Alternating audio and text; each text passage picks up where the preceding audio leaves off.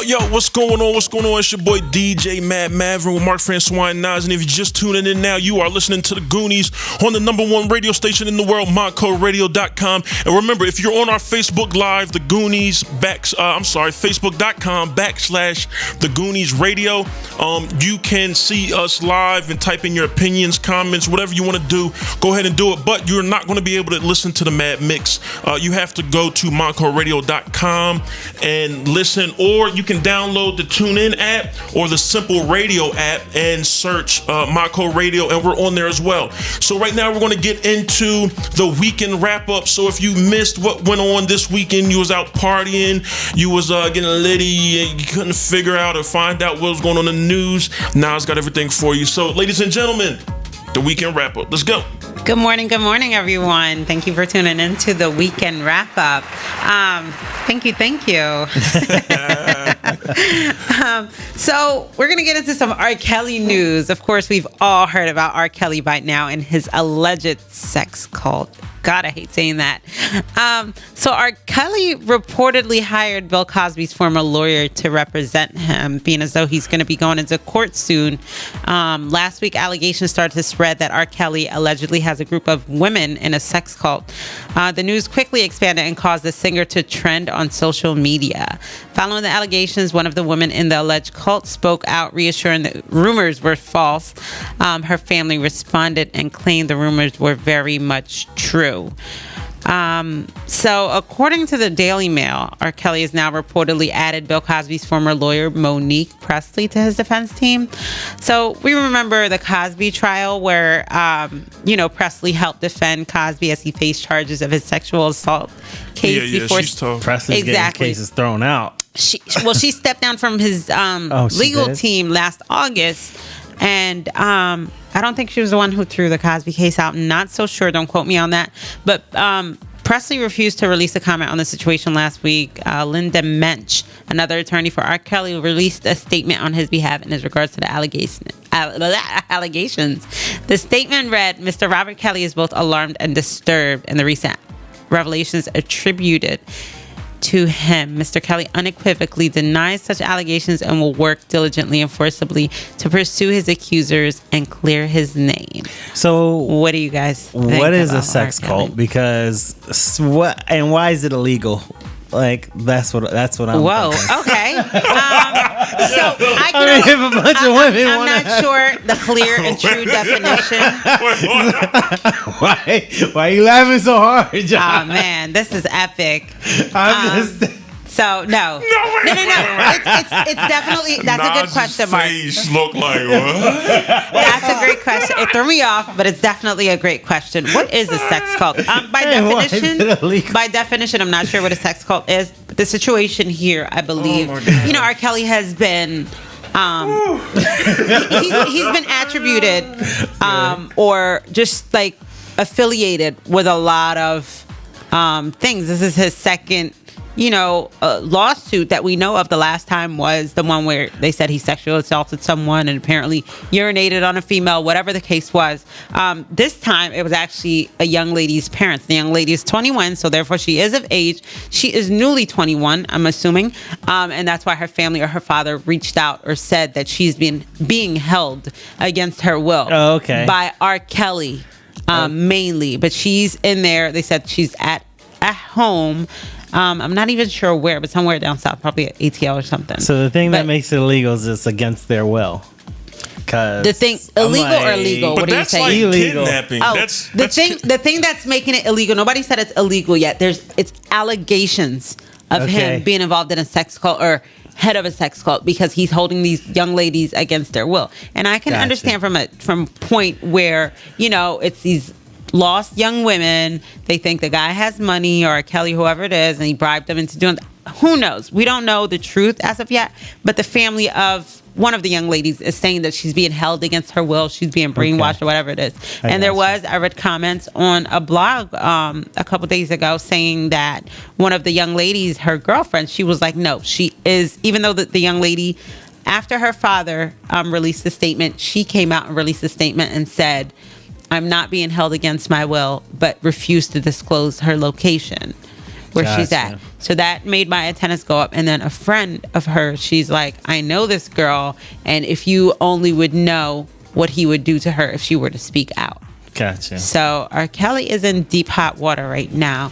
And yet his shows are still being sold out, and you people out there are supporting him. I don't get There it. it You're giving goes. him a pass. I said this. I was like, how you? First off, people shot Bill Cosby up left and right. Yes, they did. But now R. Kelly, oh well, well, let's see what happens. Give him a pass. We don't know what it is exactly. I'm still huh? going. I'm still going to buy a ticket from R. Kelly. I'm still going to go to this concert. They still going to this concert and all that stuff. I would never. But now I never liked them like that to begin with. But yeah, but this is the I'm not thing. sure. If they're like the girls are like, no, we're here. That's what I'm saying. Yeah. But the father is still going to court, and I guess that's why this court case is, Gotcha. still. So I'm gonna move on to our Queen Bee. The Little Kim? No. That's the Queen Okay. Bee. All right. So I'm moving head of on to the Labella Mafia. Beehive. The Beehive might want to get ready okay. because it looks like Beyonce's getting ready to drop a new documentary that will chronicle her life for the past 2 years. Even though she's been very private for so much, but I give it up to her. But because she's monopolizing on her life. Yeah, you're absolutely. only going to get it if you pay for it. So according to Vibe, Queen Bee is reportedly in talks to release a documentary that will chronicle her life during the formation tour, her pregnancy, and the making of the Lemonade album. The news was released today and confirms both HBO and Netflix are in a bidding war over the documentary. I think HBO is going to win. The documentary is set to have appearances by Jay-Z, Kendrick Lamar, Serena Williams, and will be a grittier look at the last 2 years of Beyonce's life, including an emotional tour stop in Glasgow, Scotland, after the death of Philando Castile and Alton Sterling. I definitely, that last part kind of like, I can see Beyonce doing that, and I can see her because she is somewhat involved in, the Black community, and she's invested. I mean, she is a Black woman. Right. But, it's really tough to be a public figure and to be working and to be affected by, these social incidents. It kind of hits home really hard. Sometimes they don't even know about it. They've just been on a tour and working. So actually, myself don't even know about some of these events. And then I come in and like, yo, did you hear it? I'm just like, oh no. You know what it is? I see a lot of stuff on Facebook, and especially with when it started all trickle down from Trayvon Martin. That was our first, big highlighted, someone, a Black young man being killed by a white man, highlighted on the news and being really, huge, because let's be real, that's been going on for a very long time. Like, killings have been going on for a very long time. Right. Let's not make it racial here. But when it came down to, situations such as Alton Sterling and Philando Castile, I kind of had to step back from social media and stop tuning in because it hurts. Right, exactly. So you kind of tend to ignore it. But And then it's a lot. It's like your whole feed. yeah, so I can only imagine being a public figure, trying to work and do what you have to do, and be affected by this kind of stuff. This story right here, we're going to move on to Houston, Texas. This is a really fantastic story. There is a man that built a 20,000 square foot mansion for his entire family and friends. Oh yeah, I seen it. Did you? Yeah, you posted that. Oh, right? I seen that. I think that black guy. Yes. That retired. Okay. His name is Van Lee. He's 59.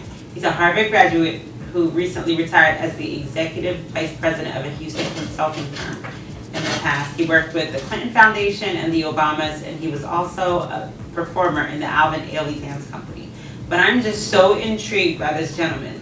The house was built for the mansion, 20,000 square foot mansion for his entire family, including his 3 sisters, as well as their families and his friends, to all live in together.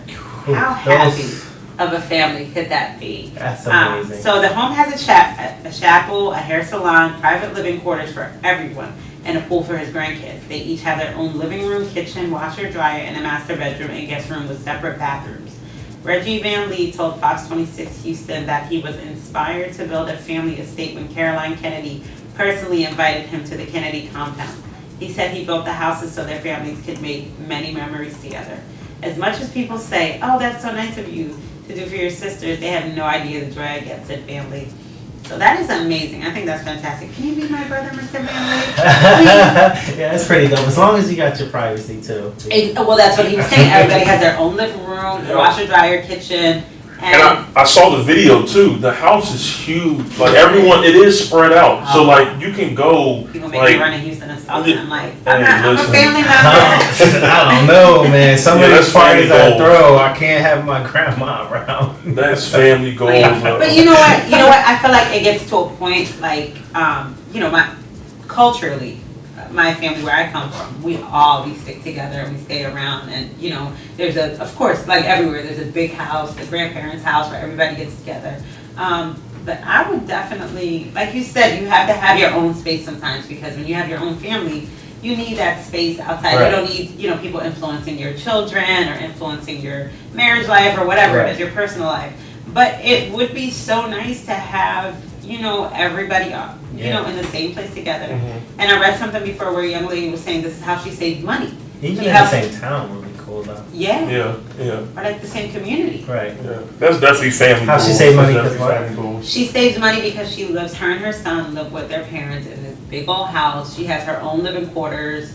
It's basically like a mini mansion. Right. Mm-hmm. And her son is like 18 with a phenomenal credit score. Mm-hmm. She was basically, talking about finance in the Black community and how if people stick together, how powerful they would be. That's very interesting, because a lot of cultures do that. Like I know I have a couple Indian friends, a couple Asian friends, and they stay with the family until it's time for them to get married, which makes sense because you have a lot of family members that are saying like, and it's just a culture thing. After you're 18, you're going to have to get a job in the apartment. 18, now you're not ready to move out. Now you're going to college. Now you have college debt. Now you have to move into a small apartment and pay rent and pay off your student loans. And that's if you get a good job. And now you're stuck with a job that you can't get because you have no experience. Like it's like a cycle of life. It's like your parents take care of you, and then when you get older, you take care of them. Exactly. I would say that was like my parents would come and live with me, because once old age kicks in, you can't send your parents to a nursing home. Financial education is the most important. Absolutely. Yep, exactly. Well, Nas, thank you for that weekend wrap up. Definitely appreciate it. Thank you. Shout out to our listeners. Thank you for tuning in, and thank you for making every Monday morning terrific. Yes. So, ladies and gentlemen, in a couple of minutes, I'm going to. I'm sorry, what was that? You said something. I said you got your mic in my face. Oh, is it? If you see Facebook Live, let's see if we can move this down. Okay, there we go. But ladies and gentlemen, when we come back, I'm going to give away the 3 exclusive statements for you guys. So you got or invites, whatever it may be. But you'll see what it is. But right now, we're going to get into Chasing Moonlight, featuring the homie Word Spit. The title of this track is called "We Are Strong." If you're a fan, you might know what I'm getting to right now. But let's go. Here we go with Chasing Moonlight. And the title of their track is called "We Are Strong," featuring Word Spit. It's your boy DJ Mad Mavern with Marc Francois. Shout out to we are known as the Gooniez. What up? Shout out to Word Spit. Yeah. Definitely shout out to Word Spit.